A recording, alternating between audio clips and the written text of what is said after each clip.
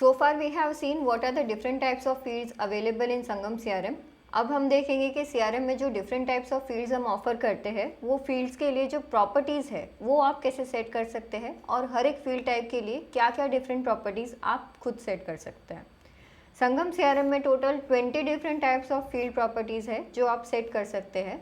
Some of these properties are common to each and every field type, whereas some are dedicatedly used for the different field types. Let us go ahead and explore. पहला जो field property है that is name.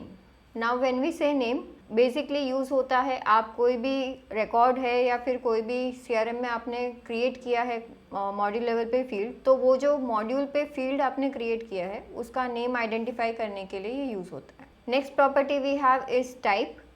Type field जो रहता है that is used for identifying कि ये property जो आप क्रिएट कर रहे हो उसका फील्ड टाइप क्या रहेगा. So this field type is also kind of a property जो हमें सेट करना पड़ता है.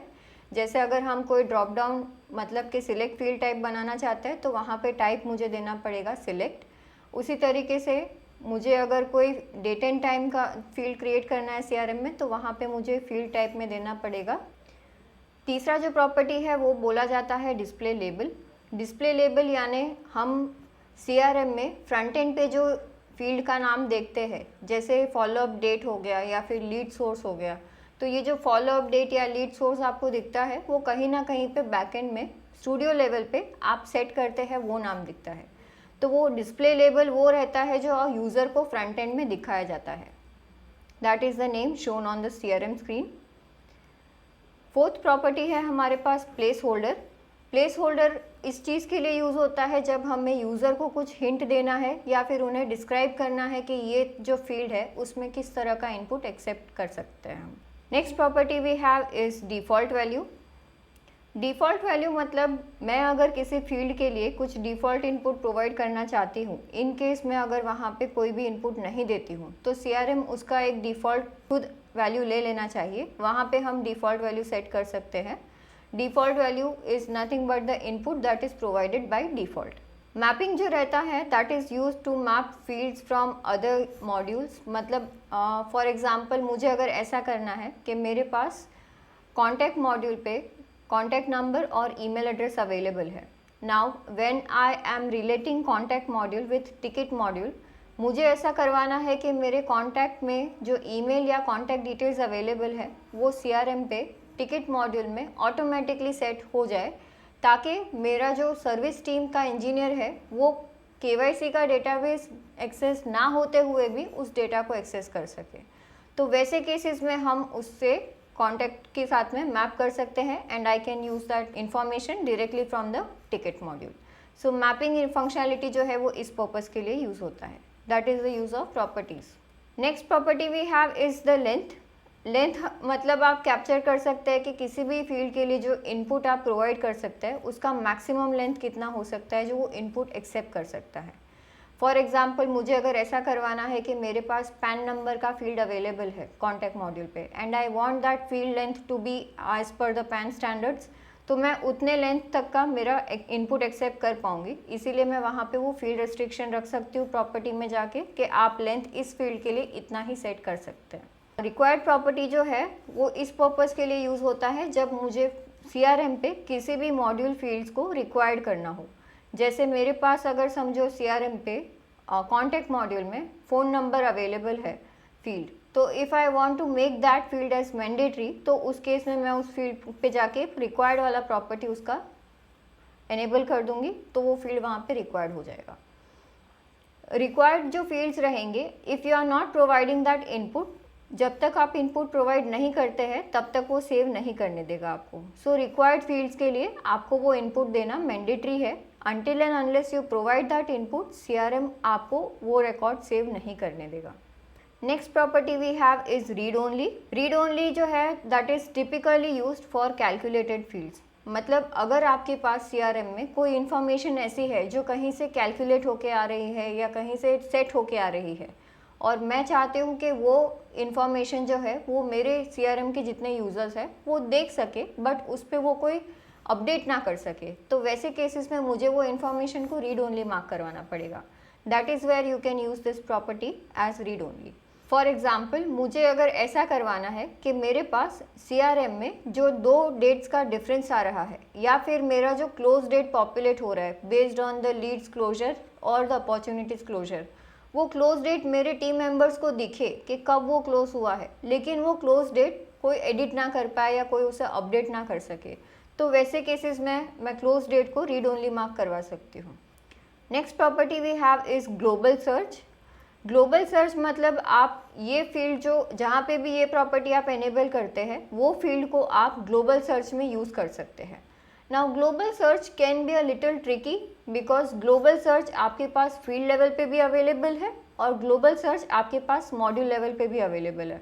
So if you want to enable any field for any module in the global search, आपको ये ध्यान रखना पड़ेगा कि वो फील्ड आपने फील्ड लेवल पे और मॉड्यूल लेवल पे दोनों जगह पे ग्लोबल सर्च ऑप्शन एनेबल किया है। अगर ग्लोबल सर्च का फीचर एनेबल्ड नहीं है लेकिन आप फील्ड लेवल पे ग्लोबल सर्च का प्रॉपर्टी एनेबल कर रहे हैं, तो भी वो फील्ड आपको ग्लोबल सर्च में एनेबल नहीं मिलेगा। और अगर आपने फील्ड लेवल पे वो एनेबल नहीं किया है ग्लोबल सर्च का प्रॉपर्टी और आपने सिर्फ मॉड्यूल लेवल पे ग्लोबल सर्च एनेबल किया है, तो भी आपको ग्लोबल सर्च के लिए वो मॉड्यूल में कोई फील्ड नहीं मिलेगा। Next we have is mass update. Mass update की जो प्रॉपर्टी है वो आपको अलाउ करती है कि आप किसी भी फील्ड को बल्क अपडेट के लिए एनेबल कर सकते हैं। लेट्स से मेरे पास CRM में 100 लीड्स अवेलेबल है। Now out of this 100 leads there are 25 leads which I have to allocate to one of my existing team members, जो उस लीड्स जो वेबसाइट से आ रहे हैं उन पे काम करने वाले हैं। तो मैं वेबसाइट सोर्स से पहले तो वो लीड्स आइडेंटिफाई कर लूँगी थ्रू एडवांस सर्च और बेसिक सर्च, और फिर मैं वो सारे जो मेरे पास रिकॉर्ड्स आ जाते हैं या लीड्स आ जाते हैं वो सारे लीड्स सिलेक्ट करके एक ही गो में ये सारे लीड्स एक ही मेंबर को अलोकेट कर सकती हूँ। सो मास अपडेट फंक्शनलिटी है वो किसी भी फील्ड को मास अपडेट के लिए एनेबल करता है या फिर बल्क अपडेट के लिए एनेबल करता है। Next property we have is searchable. जब भी आप कोई फील्ड को सर्चेबल एनेबल करते हैं उसका मतलब कि मैं CRM में इस फील्ड के बेसिस पे कुछ CRM का रिकॉर्ड या फिर कुछ CRM के डिटेल्स सर्च कर सकती हूँ। For example follow up date अगर हमने सर्च के लिए अनेबल किया है तो मैं बेसिक सर्च में या एडवांस सर्च में वो फील्ड के बेसिस पे फिल्टर आउट कर सकती हूँ मेरा डेटा, जिससे कि मुझे अगर देखना है कि मेरा follow up date next 7 days का है, वैसे मेरे पास लीड्स कितने अवेलेबल है तो वो मैं आइडेंटिफाई कर सकूँ। Next property we have is reportable. अगर हम कोई फील्ड रिपोर्टेबल एनेबल करते हैं तो वो फील्ड मुझे रिपोर्ट्स में मिलना शुरू हो जाता है। अगर हमने कोई फील्ड रिपोर्टेबल नहीं किया है तो फिर मैं उस फील्ड को रिपोर्ट लेवल पे यूज़ नहीं कर सकती हूँ, ना ही सर्च में और ना ही वहाँ पे कॉलम लिस्टिंग्स में। तो if you want any field to be enabled for your reporting, आपको वो फील्ड में रिपोर्टेबल प्रॉपर्टी एनेबल करके आना पड़ेगा। Next property we have is automation, or it could be known as workflow. This property if enabled आपको allow करेगा कि आप सिस्टम में कोई भी जो ऑटोमेटेड एक्टिविटीज़ होते हैं, जैसे कि मैंने आपको क्लोजर डेट का एक एग्जांपल दिया था थोड़ी देर पहले कि हम जब भी कोई लीड को क्लोज मार्क करते हैं, be it positive closure as converted और नेगेटिव क्लोजर एज डेड, मैं चाहती हूँ कि सिस्टम जो सिस्टम टाइम है मेरा वो कैप्चर कर ले जब वो लीड कन्वर्टेड या फिर डेड मार्क हो रहा है। तो वो जो सिस्टम टाइम कैप्चर होगा that will be done through a work flow और थ्रू एन ऑटोमेशन, जिसके थ्रू वो डेट ऑटोमेटिक कैप्चर होगा। सो मुझे जब वो क्लोज डेट ऑटो कैप्चर करवाना है, so for close date field I will have to enable this property of automation to be yes. So as we discussed, ये जो ऑटोमेशन फील्ड टाइप है it is used for conditions in work flow, और आप इसी के साथ में उसे एक्शंस में भी यूज़ कर सकते हैं वर्कफ्लो में, जहाँ से आप उसे अपडेट कर पाएंगे। Next we have property check duplicate.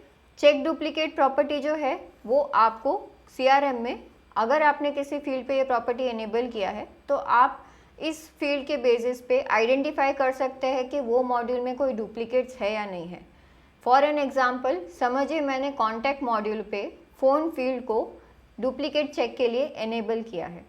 So next time whenever I am creating any new contact, if I am providing the same contact number in the new contact that is getting created, तो CRM check करके आएगा कि ये phone number already किसी और contact में available है या नहीं है। अगर होगा तो उस केस में वो मुझे उसके रिलेटेड जो भी डिटेल सीआरएम में अवेलेबल है वहाँ पे इंफॉर्मेशन डिस्प्ले करेगा and it will let me know through a prompt कि आप जो फ़ोन नंबर के बेस पे कॉन्टैक्ट क्रिएट कर रहे हैं उस फ़ोन नंबर का एक कॉन्टैक्ट सीआरएम में ऑलरेडी अवेलेबल है। So check duplicate feature property जो है वो इस पर्पज़ के लिए यूज़ होती है। जैसे हम डुप्लीकेट चेक कर सकते हैं उसी तरीके से मैं खुद कंट्रोल भी कर सकती हूँ अपने सीआरएम में कि मुझे वो प्रॉपर्टी के बेसिस पे जो रिजल्ट्स मिल रहे हैं, जैसे कि फ़ोन नंबर के बेसिस पे मुझे डुप्लीकेट मिला मेरे सिस्टम में, so whether I want to allow access to my users के वो डुप्लीकेट उनको दिख रहा है, फिर भी वो दूसरा नया रिकॉर्ड सेम फ़ोन नंबर से क्रिएट कर सकते हैं कि नहीं कर सकते हैं। If I want to restrict कि अगर एक फ़ोन नंबर का एक कॉन्टैक्ट अवेलेबल है, आप दूसरा कॉन्टैक्ट मत क्रिएट करो, तो वहाँ पे मैं प्रिवेंट डुप्लीकेट वाला प्रॉपर्टी यूज़ कर सकती हूँ which will enable me to disable the save button. Duplicate find होगा तो वो सेम डिटेल्स के वापस से दूसरी बार आपको वो कॉन्टैक्ट नहीं सेव करने देगा। It will prevent from that prevent save action for that duplicate record that is getting generated. Next property we have is checkout mapping. Checkout mapping जो है वो हम किसी भी मॉड्यूल पे जब चेक इन या चेकआउट एक्टिविटीज़ परफॉर्म करते हैं उस दौरान ये यूज़ होता है। अगर मैंने समझो लीड मॉड्यूल पे लीड का जो स्टेटस है वो फील्ड चेकआउट मैपिंग के लिए एनेबल किया है, so whenever I am performing check in checkout for any lead, मैं जब चेकआउट करती हूँ उस टाइम पे उसी चेकआउट के फॉर्म पे से मेरे लीड का स्टेटस चेंज कर पाऊँगी। So it allows me an added advantage कि मैं जब कोई एक्टिविटी परफॉर्म करती हूँ, as in check in checkout करती हूँ किसी लोकेशन पे जाके जहाँ पे मैंने क्लाइंट के साथ में मीटिंग की, अभी मैं जब वहाँ से निकल रही हूँ तो when I am just checking out from my location, उस टाइम पे मैं इन द सिंगल गो जो लीड की डिटेल्स है वो भी अपडेट कर सकूँ। That is why you can enable this property for checkout mapping. इसके और क्या क्या एडवांटेजेस हो सकते हैं, तो आप लीड्स, अपॉर्चुनिटीज़ या टिकट्स, एज इन कोई भी ट्रांजैक्शन मॉड्यूल्स जहाँ पे भी आपके यूज़र के साथ में इंटरेक्शंस होते हैं किसी क्लाइंट के साथ में, तो आप वहाँ पे ये चेकआउट मैपिंग एनेबल कर सकते हैं। Some of the best examples are mostly you can set up checkout mapping for those fields जो आपके लिए रेलेवेंट है, and whenever you are meeting a client और you are performing any check in checkout activities, उस time पे अगर maximum details जो आपके यूज़र्स को रिकॉर्ड लेवल पे आके अपडेट करना पड़ता है, जैसे चेकआउट मीटिंग के बाद मुझे फॉलो अप डेट अपडेट करना पड़ता है लीड का या अपॉर्चुनिटी का, या फिर मुझे उसका स्टेटस अपडेट करना पड़ता है, टिकट का मुझे ड्यू डेट अपडेट करना पड़ता है, या टिकट में कमेंट्स ऐड करने पड़ते हैं, तो ये सारी चीज़ें जो है इनके लिए हम चेकआउट मैपिंग एनेबल कर सकते हैं। चेकआउट मैपिंग जब आप एनेबल करेंगे तो वहाँ पे आपको दो ऑप्शंस मिलेंगे, या तो आप अपडेट कर सकते हैं या आप अपेंड कर सकते हैं एग्जिस्टिंग इनपुट्स को। हम वन बाय वन देखेंगे आफ्टर अ वाइल कि ये दोनों चीज़ें होती है कैसे। Next we have is the audit change log. Audit change log मतलब अगर कोई फील्ड चेंज होता है सिस्टम में जिसका इनपुट चेंज हो रहा है, and if I want to track those changes कि एक इनपुट सिस्टम में कितनी बार चेंज हुआ है किसी रिकॉर्ड के लिए, तो उसके लिए हम उसका ऑडिट प्रॉपर्टी एनेबल कर सकते हैं। जो फील्ड्स के लिए आपने ऑडिट लॉग एनेबल किया होगा वो फील्ड्स के लिए आपको चेंज लॉग में उनके जितने भी चेंजेस हुए हैं over the period of time वो सारे कैप्चर होके मिलेंगे। One more thing that you need to keep in mind is audit logs सिर्फ तब कैप्चर होते हैं जब वो रिकॉर्ड क्रिएट हो जाता है। So whenever you are creating any record, उस टाइम पे आप जो इनपुट्स प्रोवाइड कर रहे हैं वो चेंज लॉग में कैप्चर नहीं होते हैं। क्रिएट हो जाने के बाद ये लॉग्स एनेबल होते हैं और उसके बाद कुछ भी चेंज हो रहा है तो वो ट्रैक होगा वहाँ पे। Next property we have is importable. आप जब इम्पोर्टेबल वाला प्रॉपर्टी किसी फील्ड के लिए एनेबल करते हैं तो आप इम्पोर्ट फाइल के लिए वो फील्ड एनेबल कर सकते हैं। दैट मीन्स कि मैं कुछ डेटा अगर लीड में अपडेट कर रही हूँ या अपलोड कर रही हूँ तो वो फील्ड मुझे वहाँ पे मिलेगा इंपोर्ट के लिए, जहाँ से मैं उस फील्ड का data through bulk upload change कर सकती हूँ। इम्पोर्टेबल के तीन ऑप्शंस रहते हैं generally, yes, no and required. Yes मतलब कि वो फील्ड मुझे इंपोर्ट में मिलेगा, it is dependent on me whether I want to use that field while importing some data in CRM और नॉट। नो मतलब ये फील्ड मुझे इंपोर्ट के लिए नहीं मिलेगा, so I can not provide that input in the imported file जो मैं सीआरएम को प्रोवाइड कर रही हूँ। रिक्वायर्ड फील्ड मतलब ये फील्ड इम्पोर्टेबल के लिए रिक्वायर्ड है। If I want to upload anything in lead module and if lead status is required, तो मैंने अगर मेरा इंपोर्ट का जो फाइल बनाया है उसमें लीड स्टेटस नहीं दिया है तो ये फाइल एक्सेप्ट नहीं होगा इंपोर्ट के लिए, मुझे वो मैंडेटरी देना ही पड़ेगा। Next property we have is importable check update. Importable check update means it will allow you to check for duplicates in the CRM while creating, as well as it will enable it to update। मतलब अगर मुझे पहली बार जब मैं कोई list of record CRM में upload कर रही हूँ in leads for example, so मुझे अगर डुप्लीकेट चेक करवाना है कि मेरे पास ईमेल और फ़ोन के कॉम्बिनेशन पे कोई already set of data leads में अवेलेबल है या नहीं है, तो वहाँ पे मैं चेक अप्लाई कर सकती हूँ कि जब मैं लीड्स क्रिएट करूँ तब ऐसे सारे लीड्स आप स्किप कर दो जो ऑलरेडी CRM में अवेलेबल है। So in this case I will enable this import check update for email and phone field. उसी तरीके से इफ़ आई वांट कि मैं जब रिकॉर्ड्स अपडेट करती हूँ थ्रू इम्पोर्ट, मैं चाहती हूँ कि मुझे वो फील्ड अपडेट के लिए मिले। फॉर एग्जाम्पल हमारे पास लीड का नंबर आता है, so if for lead number I want कि मैं लीड नंबर के बेसिस पे इंपोर्ट के थ्रू कुछ डेटा अपडेट भी कर सकूं, तो वहाँ पे लीड का जो नंबर है वो फील्ड, उसके लिए भी मैं इम्पोर्टेबल चेक अपडेट एनेबल करूँगी so that I can update the lead using this lead number while importing. So that was all about the properties in Sangam CRM कि आप किसी भी फील्ड टाइप के लिए क्या क्या प्रॉपर्टीज़ यूज़ कर सकते हैं। Now out of all the properties that I have shown you, कुछ प्रॉपर्टीज़ ऐसे हैं जो हर तरह के फील्ड टाइप के लिए कॉमन है। सो जो भी कॉमन प्रॉपर्टीज़ अवेलेबल है सारे फील्ड टाइप्स के लिए, let me just give you an quick overview of which are these properties जो हर एक फील्ड टाइप के लिए कॉमन है।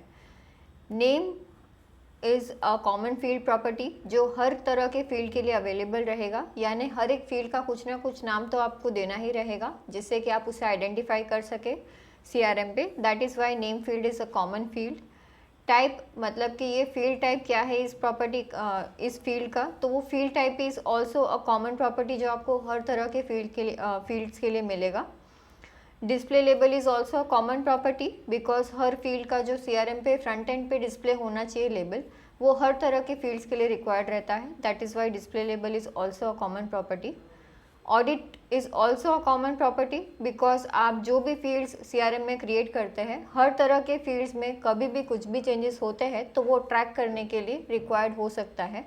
That is Y audit is also available for each and every type of fields.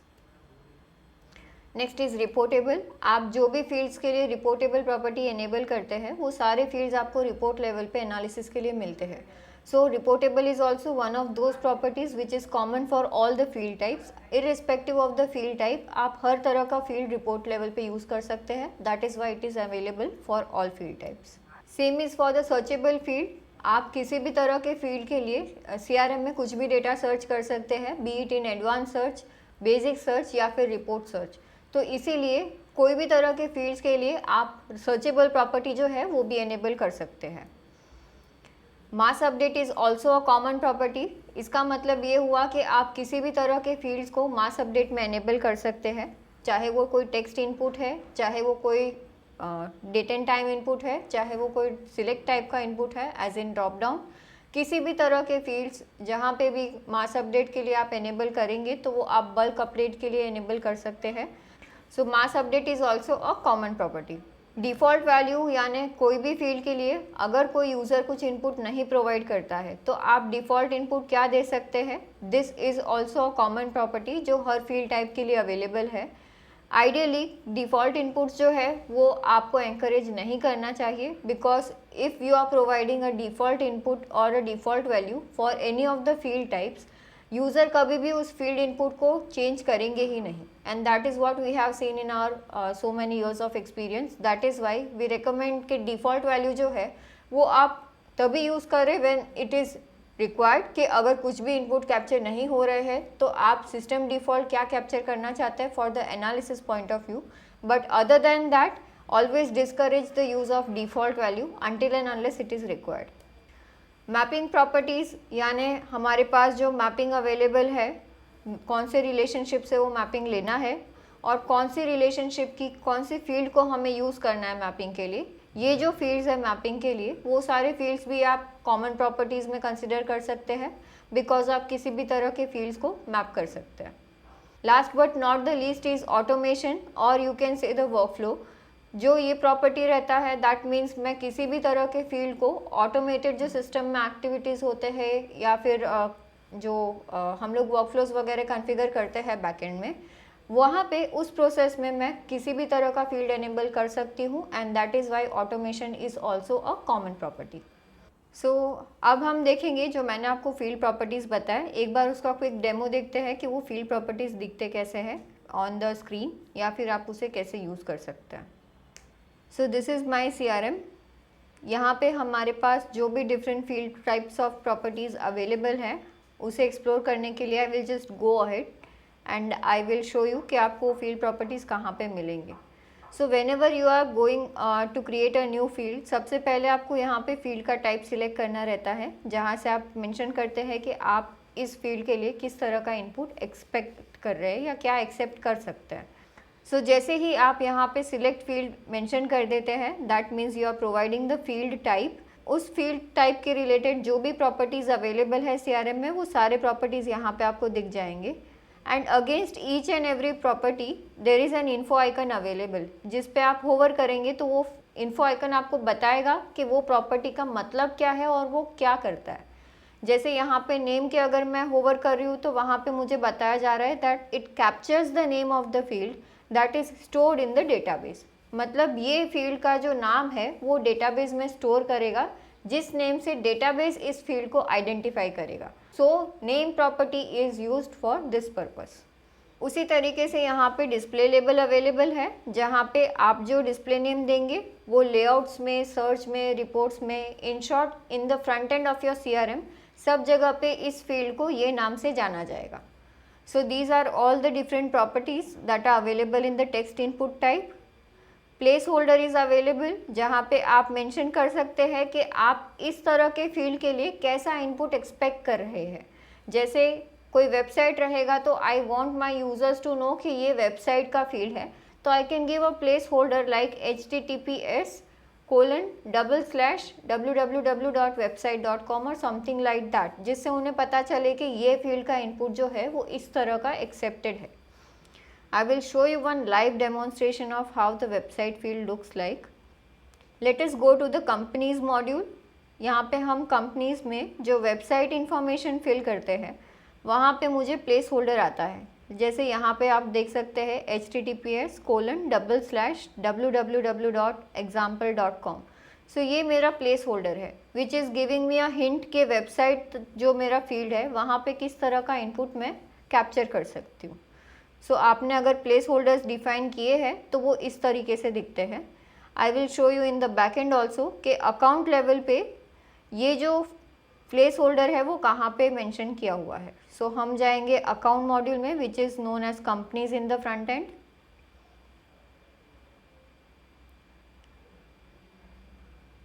और यहाँ पे ये जो हमारा वेबसाइट फील्ड है हम इसके प्रॉपर्टीज़ देखेंगे। सो अगर मुझे कोई एग्जिस्टिंग फील्ड के प्रॉपर्टीज़ देखने हैं तो आप उस फील्ड के रिलेटेड यहाँ पे जो ये 3 डॉट्स आपको दिए हुए हैं वहाँ पे आपको क्लिक करना है और आप यहाँ पे एडिट प्रॉपर्टीज़ का ये ऑप्शन यूज़ कर सकते हैं, जिससे कि आपको इस फील्ड के जितने भी प्रॉपर्टीज़ अवेलेबल है वो सारे प्रॉपर्टीज़ दिख जाएंगे। वैसे ही यहाँ पे डिफ़ॉल्ट वैल्यू का इनपुट अवेलेबल है, जहाँ पे आप डिफ़ॉल्ट वैल्यू प्रॉपर्टी सेट कर सकते हैं किसी फील्ड का। मैपिंग के प्रॉपर्टीज़ है, लेंथ प्रॉपर्टी है, रिक्वायर्ड प्रॉपर्टी है। So these are all the different types of properties that are available. आप जैसे ही कोई फील्ड सिलेक्ट करेंगे उस फील्ड रिलेटेड आपके पास जो जो प्रॉपर्टीज़ है वो सारे आ जाएंगे यहाँ पे। यहाँ पे कुछ प्रॉपर्टीज़ ऐसे हैं which I wanted to explore in more details. तो जैसे यहाँ पे मैपिंग का फील्ड है, अगर हम मैपिंग एनेबल करते हैं which allows me to map information of this field with some other field of a related module, तो यहाँ पे मैपिंग जो ऑप्शन है that is only to enable whether I want this information to be captured from a related module और not. इसे enable करते ही यहाँ पे प्रॉपर्टीज़ में 2 प्रॉपर्टीज़ और एनेबल हो जाती है which is the map from module. मतलब मुझे इस फील्ड का डेटा कौन से मॉड्यूल से मैप करना है तो वो आप यहाँ पे सिलेक्ट कर सकते हैं। यहाँ पे आपको इस मॉड्यूल के जितने भी CRM में रिलेशनशिप्स अवेलेबल है दूसरे मॉड्यूल्स के साथ में, वो सारे रिलेशनशिप्स का लिंक आ जाएगा और आप उसमें से वो रिलेशनशिप चूज़ कर सकते हैं जिस मॉड्यूल का आप डेटा यहाँ पे मैप करना चाहते हैं। तो मैंने यहाँ पे ये कंपनीज मॉड्यूल समझिए इनेबल कर दिया। इसका मतलब ये हुआ कि ये मॉड्यूल पे मुझे मैपिंग चाहिए कंपनीज मॉड्यूल पे से, और मुझे कंपनीज मॉड्यूल का कुछ इन्फॉर्मेशन यहाँ पे फीड करवाना है इस फील्ड में। क्या इन्फॉर्मेशन फीड करना है उसके लिए भी यहाँ पे मैपिंग फील्ड्स का पूरा लिस्ट आता है, जहाँ पे आप चूज़ कर सकते हैं कि कंपनीज मॉड्यूल के कौन से फील्ड की इन्फॉर्मेशन मुझे इस फील्ड में स्टोर करवानी है ये मॉड्यूल पे। तो आप यहाँ पे वो चेक कर सकते हैं। समझिए मुझे कंपनी का पैन नंबर जो है वो यहाँ पे मैप करवाना है, तो आप इस तरीके से इसे यूज़ कर सकते हैं। उसी तरीके से CRM में कुछ प्रॉपर्टीज़ ऐसे हैं जो ऑटोमेटिक सेट होके आते हैं जैसे ही आप कोई नया फील्ड क्रिएट करेंगे। जैसे उसका मास अपडेट का जो प्रॉपर्टी है, सर्चेबल प्रॉपर्टी है, वर्कफ्लो प्रॉपर्टी है, रिपोर्टेबल प्रॉपर्टी है, ये सारे प्रॉपर्टीज़ बाय डिफ़ॉल्ट एनेबल होके आते हैं, जिसका मतलब ये होता है कि मुझे हर बार जो कॉमन प्रॉपर्टीज़ हैं कुछ which are relevant for each and every type of field, और मुझे हर तरह के फील्ड्स के लिए वो रिक्वायर्ड रहेगा, वो इनपुट्स हर बार प्रॉपर्टीज़ के लिए एनेबल करके नहीं आने पड़ेंगे। जैसे रिपोर्टेबल फील्ड्स जो है वो मुझे हर फील्ड रिपोर्टेबल लगेगा ही, बिकॉज मैं जब कोई रिपोर्ट पुल कर रही हूँ, I do not want to keep on switching between studio and my reports to see के कौन सा मॉड्यूल में कौन सा फील्ड मेरा रिपोर्टेबल नहीं है, ताकि मैं उसे पहले एनेबल करके आऊँ बाद में रिपोर्ट में यूज़ करूँ। इसीलिए रिपोर्टेबल प्रॉपर्टी जो है वो सारे फील्ड्स के लिए डिफ़ॉल्ट एनेबल्ड रहता है। उसी तरीके से मास अपडेट प्रॉपर्टी जो है वो भी सारे फील्ड्स के लिए एनेबल्ड रहता है, मतलब आप किसी भी तरह के फील्ड को मास अपडेट में यूज़ कर सकते हैं depending on your use case. आप अगर कोई फील्ड नहीं चाहते हैं अपने यूज़र्स को मास अपडेट में देना, तो आप ये प्रॉपर्टी को अनचेक भी कर सकते हैं। Searchable property is again a common property and that is why it is enabled by default. इसका मतलब ये होता है कि मैं CRM में किसी भी तरह के फील्ड पे कुछ भी डेटा इनपुट्स कभी भी सर्च कर सकती हूँ, irrespective of the fact that वो फील्ड टेक्स्ट है, ड्रॉप डाउन है या कोई और तरह का फील्ड है। सर्चेबल करेंगे तो आपको वो फील्ड बेसिक सर्च में, एडवांस सर्च में और रिपोर्ट्स में डिफ़ॉल्ट एनेबल मिल जाएगा सर्चिंग पर्पस के लिए। उसी तरीके से वर्कफ्लो या ऑटोमेशन जो है वो डिफ़ॉल्ट प्रॉपर्टी भी एनेबल्ड रहना चाहिए, जिससे कि आप कभी भी किसी भी मॉड्यूल पे कोई भी एक्शन ऑटोमेटेड करवाना चाहते हैं तो वो करवा सकते हैं। Now let us go ahead and see कि ये जो मैंने आपको कुछ प्रॉपर्टीज़ बताए हैं ये फ्रंट एंड में बिहेव कैसे करते हैं। फॉर एग्जाम्पल मेरे पास यहाँ पे मैपिंग जो अवेलेबल है on ticket module, I have a mapping enabled on the phone field कि मेरे पास टिकट मॉड्यूल पे जो कॉन्टैक्ट का रिलेशनशिप अवेलेबल है, आई वांट कि वो कॉन्टैक्ट में जो फ़ोन नंबर है वो ऑटोमेटिक मेरे टिकट में फ़ोन नंबर की जो फील्ड है वहाँ पे मैप हो जाए। तो यहाँ पे इस तरह का एक मैपिंग हमने सेट करके रखा है। ये फ्रंट एंड में किस तरह से बिहेव करता है एक बार वो चेक करते हैं। Let us go ahead and create one ticket in the front end. So यहाँ पे मेरे पास टिकट क्रिएशन का स्क्रीन ओपन है। यहाँ पे हम जैसे ही कॉन्टैक्ट सिलेक्ट करेंगे उस कॉन्टैक्ट में जो फ़ोन नंबर अवेलेबल है वो फ़ोन नंबर ऑटोमेटिकली यहाँ पे सेट होके आ जाएगा। Let us go ahead and select one such contact जहाँ पे फ़ोन नंबर अवेलेबल हो। If you want to view that record to verify you whether you have that phone number और not, आप यहाँ से उसे प्रीव्यू कर सकते हैं। Let us go ahead and see. So I have a phone number available for this contact. मैं इसे सिलेक्ट कर लूँगी यहाँ पे एंड यू कैन सी जैसे ही मैंने यहाँ पे कॉन्टैक्ट सिलेक्ट किया फ़ोन एंड ईमेल दोनों इन्फॉर्मेशन मेरी ऑटो कैप्चर हो गई। सो दिस मीन्स फ़ोन की तरह ईमेल फील्ड जो है that is also mapped with the contact module. So मैं टिकट पे जैसे ही कॉन्टैक्ट सिलेक्ट करती हूँ वैसे ही मेरा फ़ोन और ईमेल का इनपुट ऑटो सेट हो जाता है। वैसे ही एक और प्रॉपर्टी है प्लेस होल्डर, जिसमें आप किस तरह का इनपुट किसी फील्ड के लिए एक्सपेक्ट कर रहे हैं वो आप यूज़र को बता सकते हैं। सो यहाँ पे मेरे पास अपॉर्चुनिटी मॉड्यूल पे अपॉर्चुनिटी नेम जो है वहाँ पे मैंने प्लेस होल्डर दिया हुआ है, जिससे कि मेरे यूज़र्स को पता चले कि उनको जब अपॉर्चुनिटी का नेम देना है तो वो किस तरह का इनपुट वहाँ पे एक्सपेक्ट कर सकते हैं। यहाँ पे मैंने एग्जांपल के लिए XX number of YY product for ZZ company, मतलब वो जब अपॉर्चुनिटी का नाम डाल रहे हैं तो वो इतना स्पेसिफाई करे कि क्या रिक्वायर्ड है, कौन से क्लाइंट को रिक्वायर्ड है और क्या क्वांटिटी में रिक्वायर्ड है, जिससे कि कोई भी ये अपॉर्चुनिटी का नेम देखे तो उनको समझ में आ जाएगा कि ये अपॉर्चुनिटी बनाया किसने, क्यों है। तो वो पर्पज़ के लिए ही प्लेस होल्डर यूज़ होता है। और इसे मैं अगर फ्रंट एंड में देखूँ तो वो कुछ इस तरीके से दिखता है, जहाँ पे मुझे पता चलेगा कि मैं क्या एक्सपेक्ट कर रही हूँ इनपुट ये फील्ड टाइप के लिए। जैसे ही आप कुछ टाइप करेंगे वो प्लेस होल्डर रिमूव हो जाएगा, but if you have not provided any input तो आपको वो प्लेस होल्डर दिखेगा, जिससे कि आप डिसाइड कर सकते हैं कि आपको किस तरह का इनपुट ये फील्ड में देना है। वैसे ही CRM में एक और प्रॉपर्टी है जो ऑडिट हमने डिस्कस किया था। आप जब भी किसी फील्ड के लिए ऑडिट प्रॉपर्टी एनेबल करते हैं तो जब भी वो फील्ड CRM में कोई चेंज करता है तो उसका पहले क्या वैल्यू था, बाद में क्या वैल्यू चेंज हुआ है, ये दोनों चीज़ें उस लॉग में कैप्चर होती है। जैसे मेरे पास यहाँ पे अपॉर्चुनिटी मॉड्यूल पे सेल स्टेज जो है वो ऑडिट प्रॉपर्टी के लिए एनेबल्ड है। तो if I go ahead and see for any one of my opportunities, यहाँ पे मैं अगर चेंज लॉग देखूँ तो मुझे सेल स्टेज जितनी भी बार चेंज हुआ रहेगा उसका पूरा लॉग यहाँ पे मिलेगा। नाउ चेंज लॉग वर्क कैसे करता है ये अगर आपको जानना है तो आप यूज़र कोर्स जो हमारा अवेलेबल है जिसमें सेक्शन 2 है वो आप रेफ़र कर सकते हैं, जहाँ पे ये पूरे डिटेल्स कवर किए गए हैं। For now I just explain कि लॉग में आप जो जो फील्ड्स चेंज हुए हैं वो सारे फील्ड्स देख सकते हैं। किसने चेंज किया है उसका नाम आता है, उनका टाइम आता है कि कब चेंज हुआ था और क्या फील्ड चेंज हुआ है, what was its previous value and what was its current value. इतनी चीज़ें लॉग में कैप्चर होती हैं और आप उसे सर्च कर सकते हैं। Another property we have is read only, जो हमने अभी थोड़ी देर पहले डिस्कस किया था। आप किसी भी फील्ड को रीड ओनली जब मार्क करते हैं तो वो फील्ड का इनपुट यूज़र्स देख सकते हैं बट उसे चेंज नहीं कर सकते हैं। एंड एज वी रिकमेंडेड आपको फील्ड इनपुट्स रीड ओनली तभी रखने हैं जब आप उस फील्ड का जो इनपुट है वो कहीं से डिराइव कर रहे हैं या कहीं से लेके आ रहे हैं। मेरे पास यहाँ पे अपॉर्चुनिटी की जो सेल स्टेज होता है वो अपॉर्चुनिटी सेल स्टेज कोटेशन पे हमने रखा हुआ है, सिर्फ ये देखने के लिए कि मेरा अपॉर्चुनिटी का अभी करंट फ़िलहाल स्टेज क्या चल रहा है। तो मैंने यहाँ पे अपॉर्चुनिटी का जो सेल स्टेज है वो मैप करने के लिए कोटेशन में एक सेल स्टेज का फील्ड बनाया है और वहाँ पे मैं अपॉर्चुनिटी का जो सेल स्टेज है वो मैप किया हुआ है।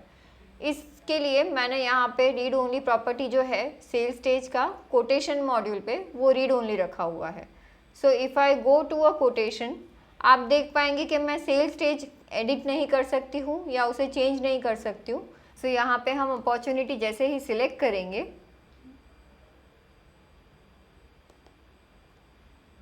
उस अपॉर्चुनिटी का सेल स्टेज जो है वो यहाँ पे ऑटोमेटिक कैप्चर हो जाएगा। क्योंकि वो रीड ओनली है तो मैं इसे अपडेट नहीं कर सकती हूँ, मैं सिर्फ देख सकती हूँ कि इसका सेल स्टेज है क्या। सो that is how you can use the read only property. वैसे ही हमारे पास दूसरा एक प्रॉपर्टी अवेलेबल है विच इज़ सर्चेबल।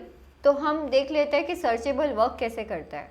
आप जब भी कोई भी फील्ड सर्चेबल एनेबल करते हैं तो वहाँ पे उस केस में आप वो फील्ड को बेसिक सर्च में और यहाँ पे आप जो ये सर्च बार देख रहे हैं आप वहाँ पे उस फील्ड के लिए सर्च कर सकते हैं।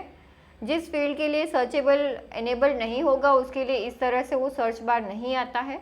उसी तरीके से ये जो एडवांस सर्च का हमारे पास ऑप्शन अवेलेबल है, यहाँ पे जो मुझे फील्ड लिस्टिंग आती है ये उसी बेसिस पे आती है जो फील्ड्स मैंने एनेबल करके रखा है प्रॉपर्टी जो फील्ड्स के लिए। Let us go ahead and see for one of such fields in opportunity module, that is sales stage. Sales stage अभी अगर मैं लिस्ट व्यू पे देखूँ तो मेरे पास यहाँ पे एडवांस सर्च में सेल्स स्टेज आ रहा है, जिसके बेसिस पे मैं CRM में अपॉर्चुनिटीज़ सर्च कर सकती हूँ। If I disable this property of searchable and I save this from the studio, तो सेल्स स्टेज जो मेरा अपॉर्चुनिटी मॉड्यूल पे अवेलेबल है मैं इस फील्ड पे सर्च नहीं अप्लाई कर पाऊँगी। And to verify that we can just refresh the screen. So हमने सेल स्टेज जो है वो सर्चेबल प्रॉपर्टी रिमूव कर दिया है। Now if I go to advance search and if I search for sales stage तो मुझे वो यहाँ पे नहीं मिलेगा जो पहले मिल रहा था यहाँ पे। दैट इज़ बिकॉज हमने सेल स्टेज का जो प्रॉपर्टी है वो डिसेबल कर दिया है। So if you want sale stage to be enabled for your search, आपको यहाँ पे सेल स्टेज में जाके ये सर्चेबल प्रॉपर्टी एनेबल करना रहेगा।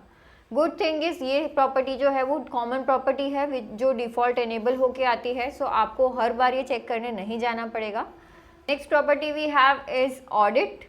तो हमने यहाँ पे सेल स्टेज पे जैसे अभी थोड़ी देर पहले देखा कि आप कैसे उसका सर्चेबल फील्ड एनेबल या डिसेबल कर सकते हैं, वैसे ही ऑडिट प्रॉपर्टी जो है वो भी हम एनेबल या डिसेबल कर सकते हैं।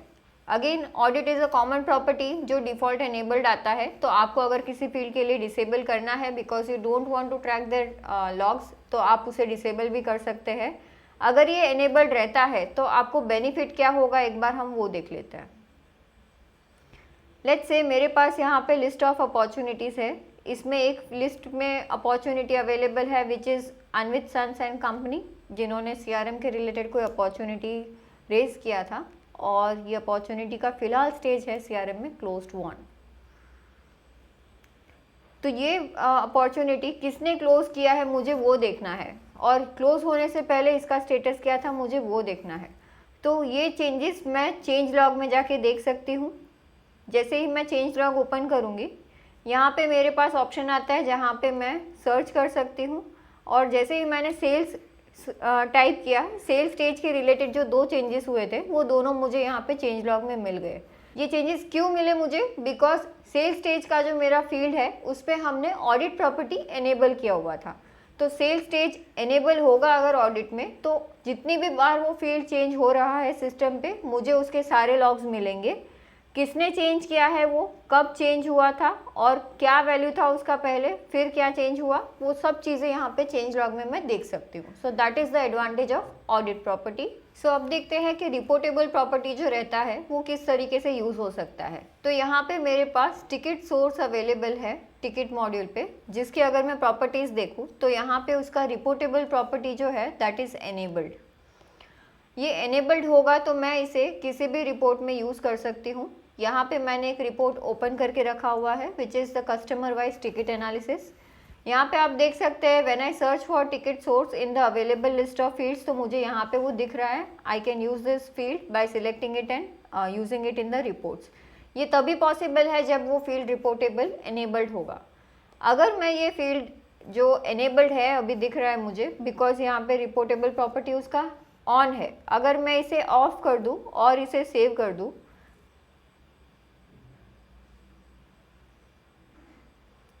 so now if I go to this report, I open the same report in another tab, and now if I search for ticket source, तो मुझे ये फील्ड यहाँ पे नहीं मिलेगा।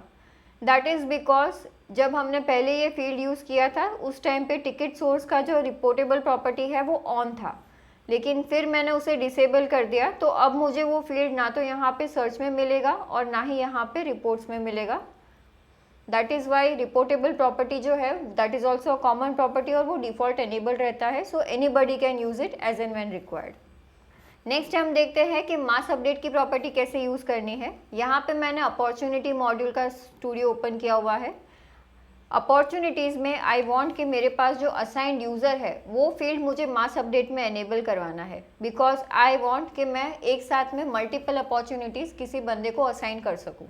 तो यहाँ पे हम असाइन टू वाला फील्ड ओपन कर लेंगे और इस फील्ड की जो मास अपडेट की प्रॉपर्टी है वो यहाँ पे देखेंगे कि ये एनेबल्ड है। This is the mass update property और ये यहाँ पे enabled है। Since it is enabled, if I go to the list of opportunities and if I select a couple of opportunities जो मुझे किसी और को ट्रांसफर करने हैं मेरे टीम में, तो यहाँ पे ऊपर सारे मास एक्शंस एनेबल हो जाते हैं, जिसमें जो पेंसिल आइकन है विच डोनेट्स द मास अपडेट, इस पर मैं क्लिक करूँगी तो मुझे यहाँ पे असाइन टू का जो फील्ड है वो मिल रहा है। दैट इज़ बिकॉज ये फील्ड हमने एनेबल किया हुआ है मास अपडेट के लिए। Now what happens if I don't enable this field? Let's say I disable this field, I save this property, और फिर हम वापस से देखते हैं कि ये क्या चेंजेस होंगे अगर मैंने इसे एनेबल नहीं किया है। हम इसी टैब का एक डुप्लीकेट ओपन कर लेते हैं which will give me the list of opportunities that are available in the system. So हमने mass update property assigned user का जो फील्ड आता है हमारे पास अपॉर्चुनिटी पे, उसके लिए डिसेबल किया हुआ है. So if I go ahead and update these 3 opportunities जो मुझे किसी और यूज़र को ट्रांसफ़र करने हैं मेरी टीम में, and now if I open the mass update action, तो यहाँ पे मुझे असाइन टू का फील्ड अभी नहीं मिल रहा है. दैट इज़ बिकॉज हमने वो फील्ड का जो मास अपडेट प्रॉपर्टी था वो डिसेबल कर दिया. So if that field property is enabled, आपको यहाँ पे मास अपडेट मिलेगा असाइन टू पे, और अगर वो आप डिसेबल रखते हैं तो फिर आपको यहाँ पे वो फील्ड नहीं मिलेगा मास अपडेट के लिए. नेक्स्ट हम देखते हैं कि डिस्प्ले लेबल का जो प्रॉपर्टी है वो हमने देखा था वो कैसे यूज़ कर सकते हैं. तो यहाँ पे मेरे पास अपॉर्चुनिटी का स्टूडियो सेटिंग्स ओपन है. यहाँ पे मेरे पास अकाउंट नेम जो है उसका डिस्प्ले लेबल फ़िलहाल दिख रहा है account name. Display label is something जो आप फ्रंट एंड पे देख सकते हैं कि उस फील्ड का क्या नाम है. यहाँ पे जैसे अकाउंट नेम मुझे दिख रहा है, दैट इज़ बिकॉज अपॉर्चुनिटी में अकाउंट जो है उसके या कंपनी जो हम टैग करवाते हैं अपॉर्चुनिटी पे उसका नाम है अकाउंट नेम. लेट्स से मुझे इसे रीनेम करना है and I want the display label on the front end for this property to be company name. तो हम यहाँ पे डिस्प्ले लेबल में चेंज करेंगे. अकाउंट नेम के जगह पे मैं इसे लिखूँगी यहाँ पे कंपनी नेम और हम इसे कर लेंगे सेव. जैसे ही हम इसे सेव करेंगे, जहाँ कहीं पे भी अकाउंट नेम का रेफरेंस यूज़ हुआ है अपॉर्चुनिटी मॉड्यूल पे, वो सब रेफरेंसेस चेंज हो जाएंगे एज कंपनी नेम, बिकॉज मैंने इसका डिस्प्ले लेबल चेंज कर दिया है. तो आप देख सकते हैं कि स्टूडियो पे भी यहाँ पे पहले अकाउंट नेम दिख रहा था which is now reflecting as company name. And if I refresh the list of opportunities, तो अपॉर्चुनिटीज़ में भी जो यहाँ पे अभी मुझे अकाउंट नेम मिल रहा था वो रीनेम हो जाएगा as company name. So you can see यहाँ पे हमारा कंपनी नेम रीनेम हो गया है. Now it is not showing as account name. जो यहाँ पे पहले आप अगर देखेंगे तो अकाउंट नेम दिख रहा था, ये चेंज हो गया, अब हो गया है ये company name. That is what the display label do for you. Next हम देखते हैं रिक्वायर्ड प्रॉपर्टी कैसे यूज़ होता है. यहाँ पे हमारे पास कंपनी में नेम फील्ड जो है वो रिक्वायर्ड है. आप इसे आइडेंटिफाई कैसे कर सकते हैं, तो ये जो रेड लाइन आ रहा है मेरे पास, there is a red bar which is showing me, a vertical red bar is shown against the name as input, which indicates कि ये जो इनपुट है वो मैंडेटरी है. ये मैंडेटरी इनपुट हम आइडेंटिफाई कैसे कर सकते हैं, तो उसके लिए हम जाते हैं स्टूडियो पे, अकाउंट मॉड्यूल पे जाएंगे हम, और यहाँ पे नेम जो फील्ड मेरे पास अवेलेबल है इसके हम एक बार प्रॉपर्टीज़ देख लेते हैं. यहाँ पे प्रॉपर्टीज़ में आप देख सकते हैं कि ये जो रिक्वायर्ड प्रॉपर्टी है वो एनेबल्ड है. That is why name on the account module is mandatory. So ये अभी फ़िलहाल रिक्वायर्ड है. As soon as provide the name of this company,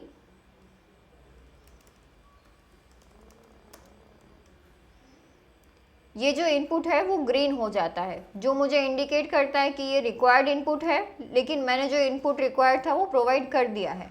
अगर आप बिना इनपुट प्रोवाइड किए ये फील्ड ब्लैंक छोड़ देते हैं तो ये आपको सेव नहीं करने देगा.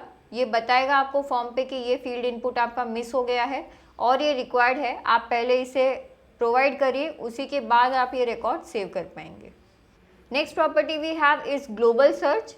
तो ग्लोबल सर्च जो प्रॉपर्टी है वो जैसे हमने अभी थोड़ी देर पहले डिस्कस किया, it should B enabled on both the levels, field level पे भी और मॉड्यूल लेवल पे भी, तभी आप ग्लोबल सर्च यूज़ कर सकते हैं.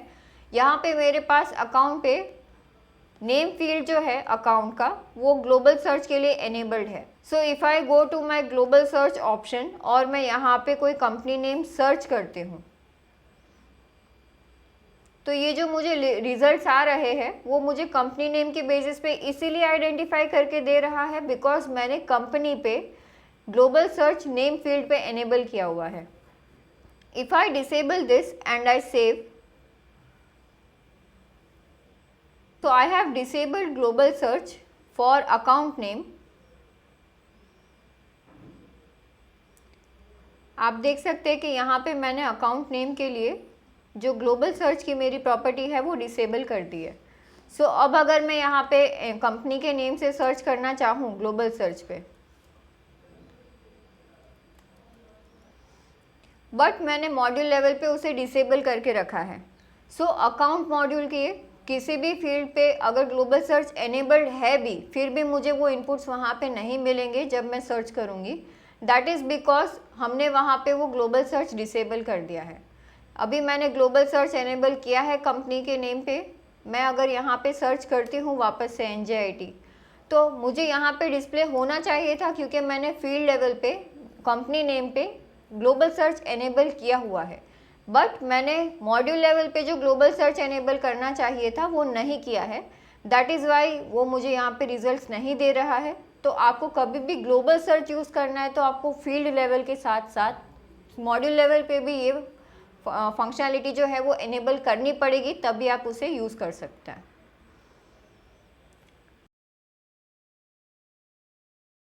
अब हम देखते हैं जो चेक डुप्लीकेट प्रॉपर्टी है वो किस तरीके से वर्क करता है। हम यहाँ पे कॉन्टैक्ट मॉड्यूल पे है। अभी कॉन्टैक्ट मॉड्यूल में मेरे पास ईमेल का फील्ड अवेलेबल है, और ईमेल फील्ड पे आप देख सकते हैं कि ये चेक डुप्लीकेट का जो प्रॉपर्टी है वो मेरा एनेबल्ड है।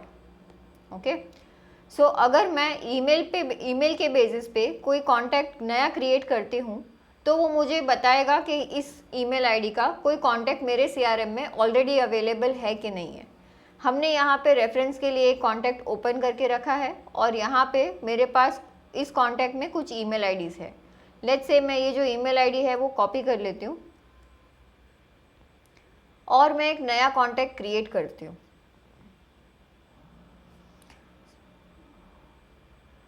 So when I am creating the contact, अगर मैं यहाँ पे ईमेल एड्रेस प्रोवाइड करूँ तो ये मुझे चेक करके बताएगा कि इस ईमेल एड्रेस का एक कॉन्टैक्ट मेरे CRM में ऑलरेडी अवेलेबल है। और इस तरह का कुछ आप देख सकते हैं मेरे स्क्रीन पे, ईमेल इज़ ऑलरेडी अवेलेबल। इस तरह का आपको एक पॉपअप मिलेगा, जिससे कि मुझे पता चलेगा कि ये ईमेल एड्रेस ऑलरेडी मेरे कॉन्टैक्ट मॉड्यूल पे है।